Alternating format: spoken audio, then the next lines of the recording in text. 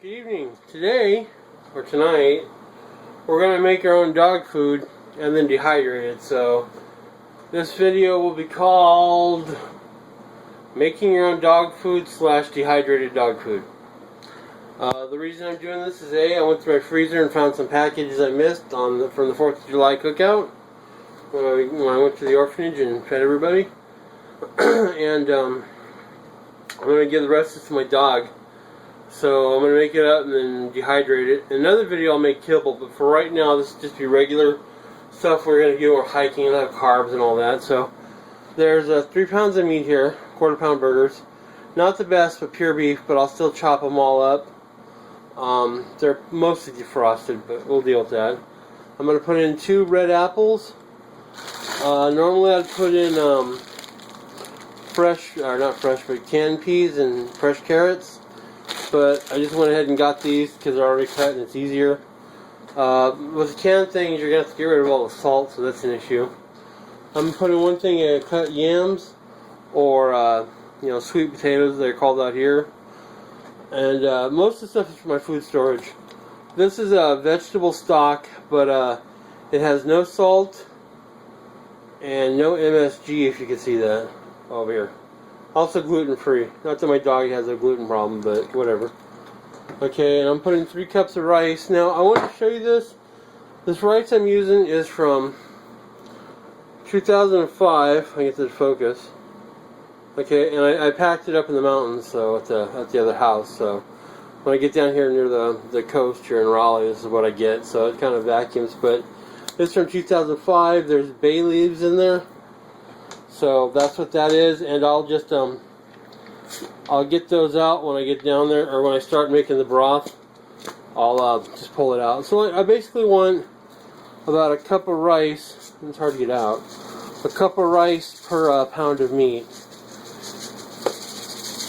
And this is what we're going to be using hiking because dog food gets heavy on the trail. So we'll see if that works. It's just play by ear, you know. I'll use a whole can of yams. This is just a big can. It's 40 ounces.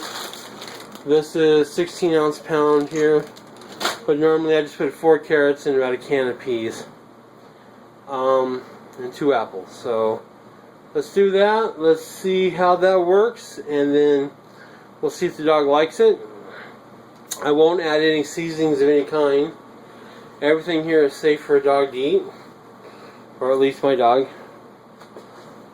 Just didn't want to get the MSG or too much salt, so this is full of sugar. So what we're going to do is we're going to drain this and rinse it out and let it set for a while to leach out all the sugar that I can while I'm frying up the meat and stuff. So let me get the meat fried up. Let me get all this put in a pot and start rehydrating the rice with the vegetable stock and some water and the yams. And I'll wait on this, but I'll go ahead and cut everything up and I'll go ahead and get the rice started. Then when I'm done frying this up, I'm going to do it. Then I'm going to take it and drain as much fat as I can off with this and run it through hot water. Pretty much, exactly the way, if you look at my other video, and I'll link it, on making hamburger rocks, I'm going to treat this meat the same way.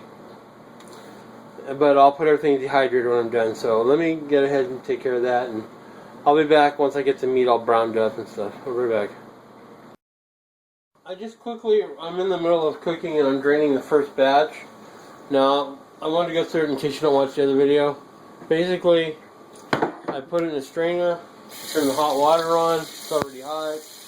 I take the spray thing, and then I go like that while it's still hot, and I get a lot of the grease out of the meat. Like I said, this is hamburger meat, so I think it was 80-20, which is more than you want to use as lean as you can for this, but this is what I had. So like I said, this is the first cooking. I'm going to cook this meat several times and get all the grease out and then get all the water out before I throw it in the pot, but that's basically how I do it. And then I'll get it in here and, let it go. So let me get back to cooking here and I'll be back when we're done with that part. Okay, so I moved to a bigger pot because we'll see how much we have. We're going to go ahead and put in the apples, 2 things apples, 1 cup or 3 pounds of meat, which works out to about 5 cups. Okay. Then I'm going to go over here and grab the yams that I've taken and I've drained and washed and rinsed. So there's the 48 ounces of yams. And then give me a second and I'll dip up some, about 5 cups of the rice. So give me just a second, I'll be right back. Okay, and here is 5 cups of rice. Cooked rice. We made a little bit more than we needed to, but there's that. So that's how it's going to be, a little bit. And then let's get our peas and carrots.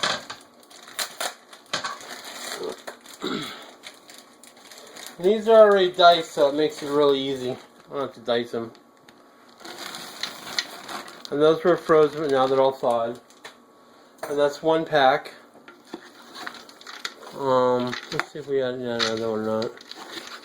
Should add a little bit of water here. Now normally if I was just going to feed this to dog, I would, just right now, just like this. Well, I'd let it cool off, obviously, but still.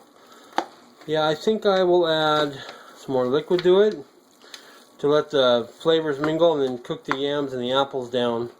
So I'm going to add some water. So I'll be right back.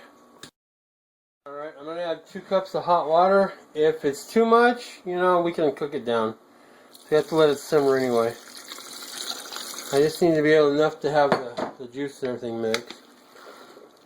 I think I can use a little bit more. Yeah, let me add another 3 cups. Okay, it looks like we need a total of 6 cups to get this up. Now, remember, the more you add, the more you have to dehydrate later on, but we're going to let this cook. Put this on high, I'm going to bring it to above a simmer. And then I'm going to let it simmer for probably 2 or 3 hours. And like I said, you can always add more rice if you need to or whatever. This is tailored. I'm going to add this to supplement her food, but I guess we got about 13 or 14 cups worth of stuff here, food. So there's plenty of meals for the dog, but I will also add this to a regular dog food when we're at home. So not all this will be dehydrated, but you'll get good. You'll see it here in a bit. So let me get this thing going, and then after it's done simmering, I'll show you where we're at. I'll be back. Okay, it's about 1:30 in the morning, and I gotta be at work at 5. Anyway, I'm gonna go ahead and finish this up in another video. This is the dog food right here, and there's no reason a human couldn't eat this. It's probably good. It's just a little sweet for me, and I don't necessarily like that much beef, but you want to get it so the apples can be smushed like that, so they're smushed up. And I'm going to go ahead and put a bunch of it in the container here and save it so the dog can actually eat it during the week as well. But I'm only going to dehydrate probably 1 tray, and that'll be another video which is dehydrating it. Or I'll just make that a separate video. This is just the dog food right now, so this is how you make dog food. It's pretty simple, it's nutritious. I've chosen not to add anything like crushing up vitamins or anything like that. Some people put garlic in theirs.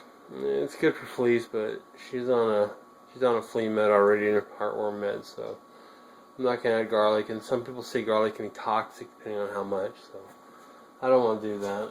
So this is pretty much it. We're just gonna pack it up in here and put it in the Tupperware and put it in the fridge for tonight. And then tomorrow I'll do some dehydrating of it. Alright, that's North Carolina Pepper. Please rate, subscribe, and have a great day, and thank you very much. Alright, good night everybody. Okay, and I'm going to go ahead and just do it all in one video instead of 2 videos. So basically you set up your dehydrator, you put it on there, everybody knows how to dehydrate. But the apples are the only thing that give me a problem because they're kind of thick a little bit, so we'll see. But this is enough. This is about half of this container. So a little goes a long way. So we'll dehydrate this and we'll see how much we have left tomorrow. I'm going to just let it run all night at 150 degrees because there is meat in there. So we will see how it runs tomorrow. And I'll be back. Alright, it's been about 5 hours. The top part is done, so I'm flipping it over to get the bottom because it is kind of thick, especially the apples. The apples are the hardest thing to dehydrate, so it's been about 5 hours. So, like I said, this is where we're at. We'll probably have another 5 hours. I'll catch it after I get home from work today, and I'll just let it run all day while I'm at work, and then that'll be good. Alright, I'll be back. Okay, came home my lunch, and as I can tell, everything's ready here. So there we go. That's about 4 cups dehydrated. I'll put it in a baggie, and we will be good to go for our trip. Alright, I'll be right back. One quick note, this will punch holes in your baggie if you're not careful. As you can see, it's pretty hard though. So it doesn't snap, but there you go, it's very hard. So let me go ahead and finish bagging this up, and I'll be right back. Okay, so here is roughly 2 days worth of food for my dog. She will be carrying it in her pack while we go on an overnight trip this weekend. And all it's going to weigh is 6 and 6.8, let's just say 7 ounces. It's 7 ounces of food, so there you go. Dehydrated dog food. Groovy. Alright. Make your own dehydrated dog food. I know what's in it. There's no artificial stuff, no MSG, none of that bad stuff. And like I said, it's good and healthy for my dog. So, there you go. Please rate and subscribe and have a great day. Thank you.